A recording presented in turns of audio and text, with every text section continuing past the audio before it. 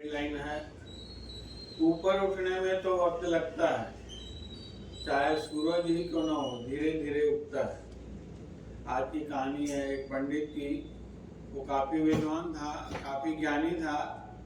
उसका दूसरे राज्य में भी चर्चा होते रहती थी उस पंडित की। तो एक दिन राजा ने उसे बुलाया, किसी काम से उससे बातचीत की, मशवरा किया। जब जाने लगा पंडित, तो राजा ने बुलाया, इधर आओ पंडित जी, आप ये बताओ, आप तो ज्ञानी हो, महाज्ञानी हो, आपका दूसरे राज्यों में भी चर्चा है, और आपका बेटा मूर्ख क्यों है? तो गुस्सा आ गया, बोले ऐसा कैसा बोल सकते हो राजा? बोले उसे सोने और चांदी में फर्क नहीं है कि दोनों में से मूल्यवान क्या है। वहां के जो दूसरे लोग बैठे थे हंस रहे थे। इसको गुस्सा तो आ रहा था, चुपचाप घर आ गया।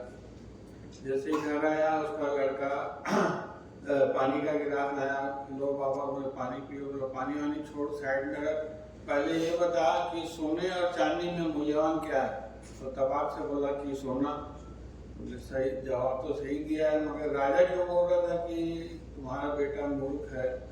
तो लड़का हंसने लगा और बोला बैठो पिताजी, मैं बताता हूँ। असल में क्या, मैं सवेरे जब स्कूल जाता हूँ, विद्यालय जाता हूँ ना, तो राजा खुले में चौपाल लगाते हैं, बैठे रहते हैं दूसरे मंत्रियों के साथ। अब मैं जब जाता हूँ, रोज मेरे बुलाते हैं।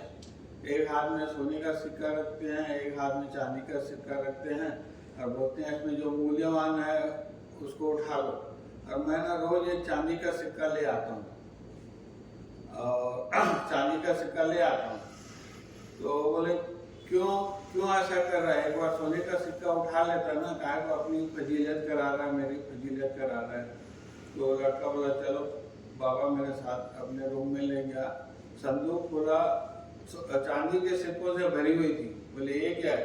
बोले यही तो रोज हो रहा है, राजा मेरे बुलाता है, एक सिक्का ले आता हूँ, इतने सिक्के हो गए हैं। जिस दिन मैंने सोने का सिक्का उठाया उस दिन खेल खत्म हो जाएगा। तो पंडित तो समझ गया और लोगों को समझाना चाहता था, और अपने लड़के को राजा के पास ले गया।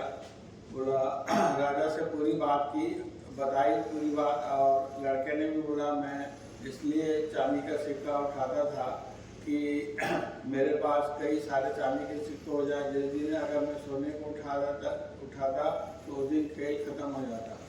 राजा उसके विचारों में खुश हुआ, उसे सोने की पोटली सिक्कों से भरी दी और बोले सबसे बड़ा विद्वान तू है। एक छोटी सी कहानी हमें सिखाती है कि अपने सामर्थ्य का दिखावा न करें।